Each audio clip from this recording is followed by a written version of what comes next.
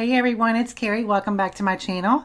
Today I have another card project for you for the Not Too Shabby shop, and you can save 10% at checkout using the code KW10. I have a few more, one more project for them as a design team member, and then my design team term will end. So I just wanted to go ahead and share this card with you today. I'm using this Waffle Flower stamp set called Flower Bouquet Builder 2. And I wanted to use this cone flower here. It's such a different image, especially for me. But I wanted to do something a little bit simple with this flower. So I'm going to prep a piece of Bristol Smooth cardstock, and I'm going to emboss this in black. And we're going to be using our Zig Clean Real Blush markers today. So I'm going to position my stamp onto a piece of my paper, my cardstock here, and then I'm going to emboss it with black embossing powder.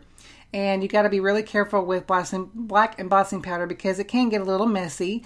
But overall, if you make sure that you prep your cardstock really well with your anti-static powder tool, you can pretty much work with anything when it comes to powders like this. So I really make sure I got all the excess off of my cardstock here, and I went ahead and embossed that off camera. And I wanted to show you the inspiration photo that I chose whenever I'm coloring these coneflowers, because I'm not really familiar with the colors or anything, so I had to actually look it up. So this was the picture that I chose to use for as far as a color combination. And it was kind of hard to see in the photo, but the cones themselves kind of had like a red tinge to them.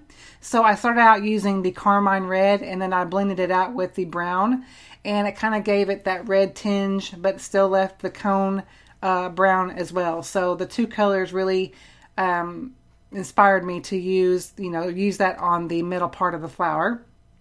Next up, I'm going to start out with the flowers themselves, and some of my coloring footage did not turn out too well, so you won't be seeing me coloring the entire image in, but I left in as much as I possibly could so you could get an idea of how the flower was going to look.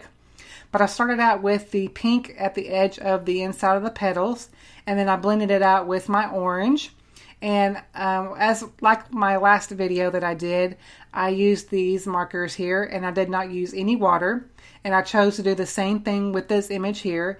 And you can choose to do either or. You can use water if you want to have a little bit more contrast as far as the colors go. You can kind of blend it out and have a lighter and darker I guess part of the flower.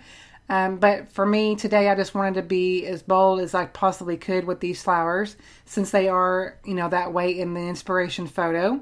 So I didn't use any water whatsoever, and either way you can use them like I said, wet or dry, and they blend either way really, really nicely, especially on this Bristol Smooth paper.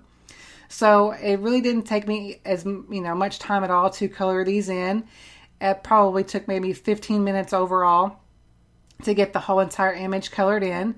It was really simple, since I did go ahead and emboss the image ahead of time. So, because it creates a barrier, if you will, with the edge of the lines there.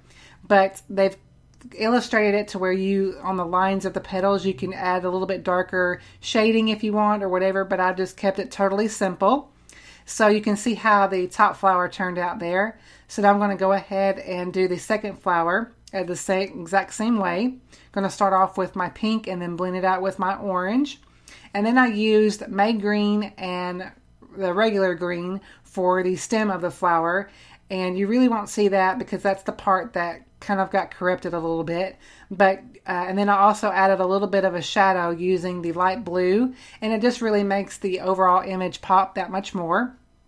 So, but I did on the edge of the flower, whenever I used the light blue color, I did use a little bit of water just to make it a little bit softer, not so harsh around the flower. And so that's the only part of the this whole entire image here that I did use water, but it just kind of creates a soft shadow around the whole entire image. So off camera, I did go ahead and die cut this down with a postage edge die cut. I believe this one is from Simon Says Stamp. And I'm not exactly sure though of the maker of this, but anyway, so I did use that to create a frame.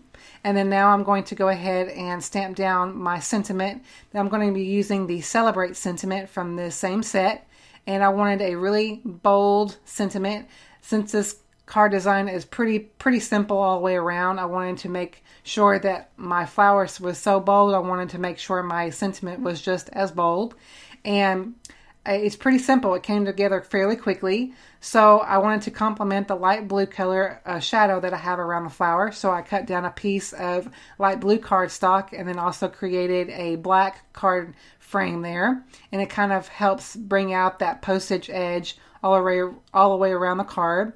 I added some liquid glue onto the back of my main panel here and then added it to my card.